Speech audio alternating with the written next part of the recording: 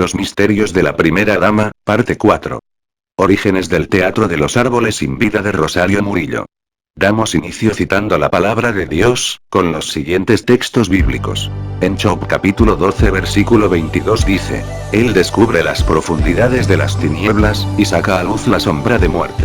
En Juan capítulo 8 versículo 12 dice: Otra vez Jesús les habló, diciendo: Yo soy la luz del mundo. El que me sigue no andará en tinieblas sino que tendrá la luz de la vida. El contenido de este video ha sido realizado con el ánimo de complementar información de los supuestos árboles de la vida a los que se refiere el video titulado Los misterios de Rosario Murillo, parte 1, a través del cual les quedó claro cómo fue colocado de diferentes formas por mensajes subliminales el número de la bestia en los árboles metálicos sin vida, los que tienen un origen ocultista, que ahora conocerán con más detalles. Cabe aclarar primeramente que el verdadero árbol de la vida lo refiere la Biblia en varios versículos, de los que podemos mencionar los siguientes.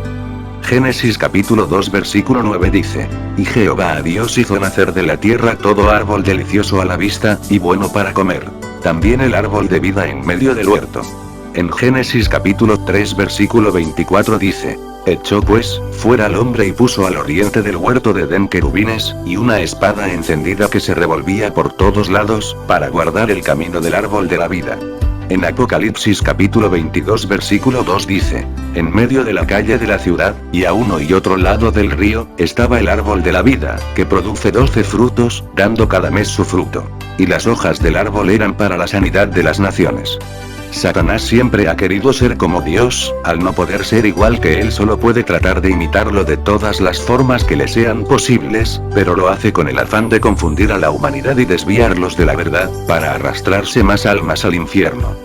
En diversas religiones paganas de muchos países han tergiversado el verdadero significado del árbol de la vida bíblico. Entre las diferentes filosofías y creencias esotéricas ellos piensan que a través de ellos se obtiene poder, sabiduría, o la iluminación, tal como lo creen los budistas. Inclusive, existen creencias que son puertas espirituales, que a través de los árboles se manifiestan dioses. Otros creen que en ellos se manifiestan espíritus de personas antepasadas, y se puede afirmar que sí existen manifestaciones espirituales, pero no son de personas ni dioses, sino de demonios.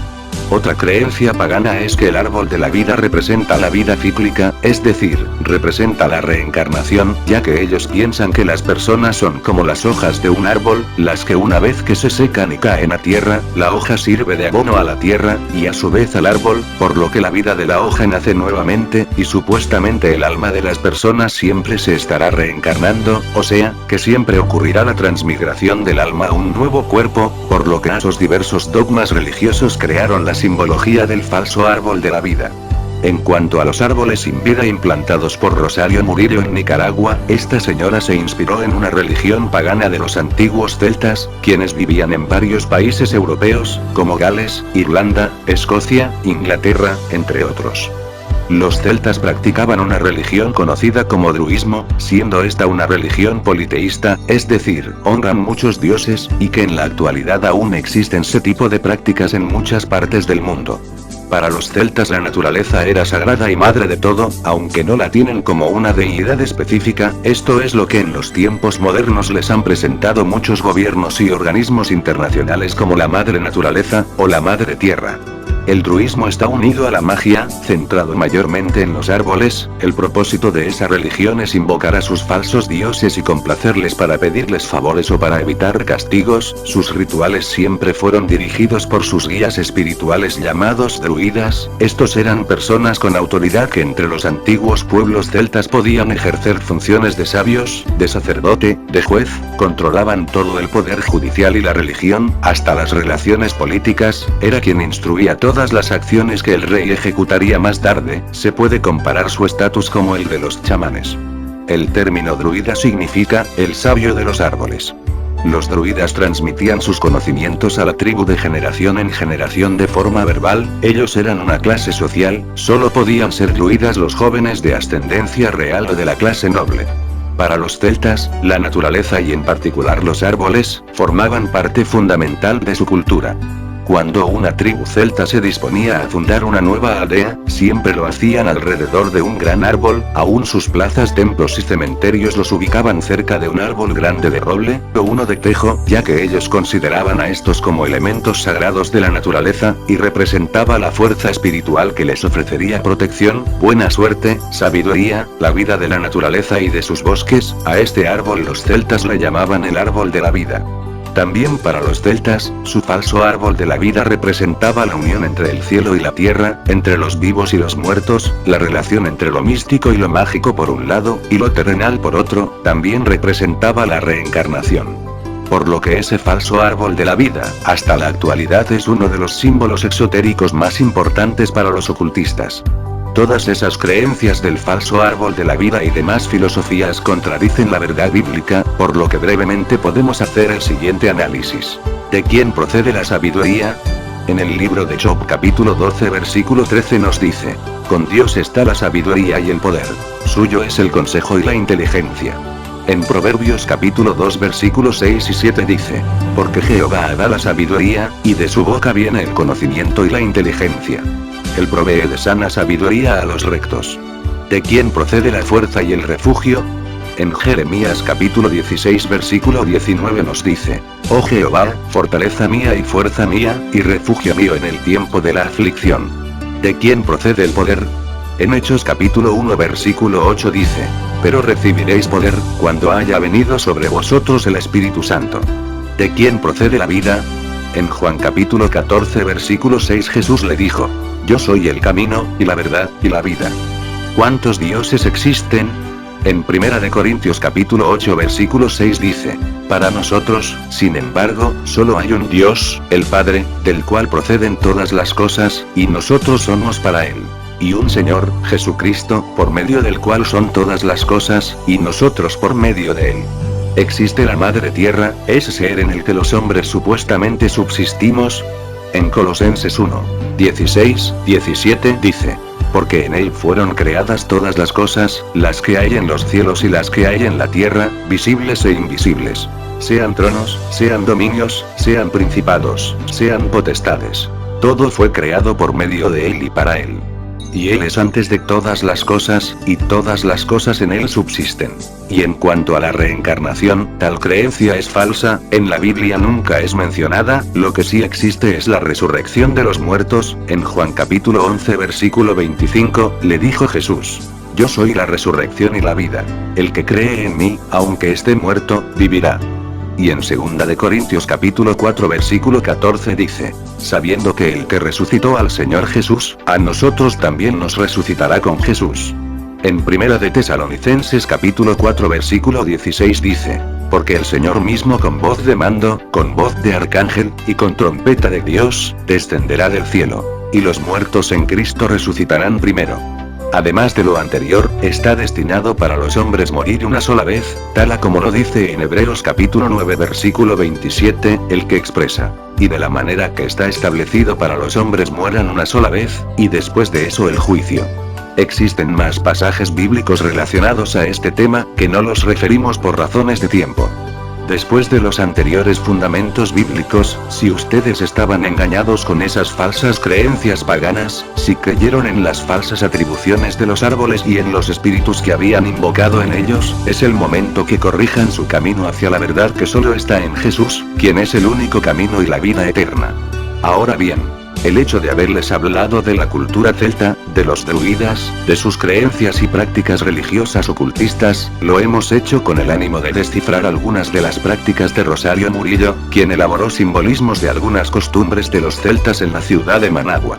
En el malecón mandó a implantar muchos árbolatas sin vida, de manera que los mismos se ubicasen al frente de la plaza donde se reúnen año con año el pueblo a celebrar el 19 de julio, el triunfo de la revolución, o cualquier tipo de festividad, semejante a como lo hacían los celtas cuando fundaban una nueva aldea. Sus plazas las hacían alrededor, o, junto a un gran árbol, por lo que la señora Murillo, habiendo colocado subliminalmente en los árbolatas sin vida el número de la bestia, de forma estratégica los ubicó en una posición habitación que quedasen tras el estrado donde se ubican las personas que presiden los actos o celebraciones políticas, para que el pueblo que asiste y se ubica frente a ellos, a su vez estén frente a los árbolatas, de manera que también honren al número de la bestia satánica de los árboles sin vida. Así la señora Murillo se congració con el ser que ella ha servido fielmente en estos últimos años.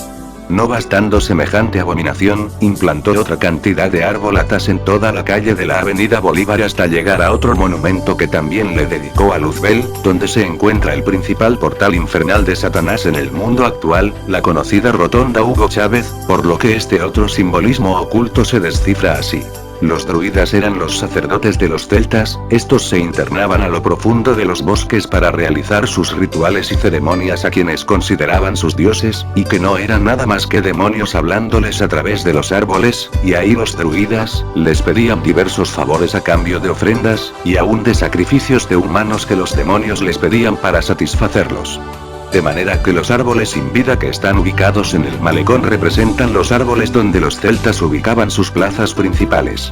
Los árbolatas que van en dirección a la rotonda Chávez, sobre la avenida Bolívar, simbolizan el camino que emprendían los druidas hacia lo profundo del bosque hasta llegar a su lugar de ceremonia, o su lugar de altar y de adoración dedicados a sus falsos dioses, simbolizando esto último la rotonda Hugo Chávez, de la cual, ya quedó claro que es un portal de demonios y además quedó descifrado todo su simbolismo oculto en la segunda parte de estos videos. Significa que todo es un teatro ocultista en el que se confirma el vínculo de la señora Murillo con Satanás.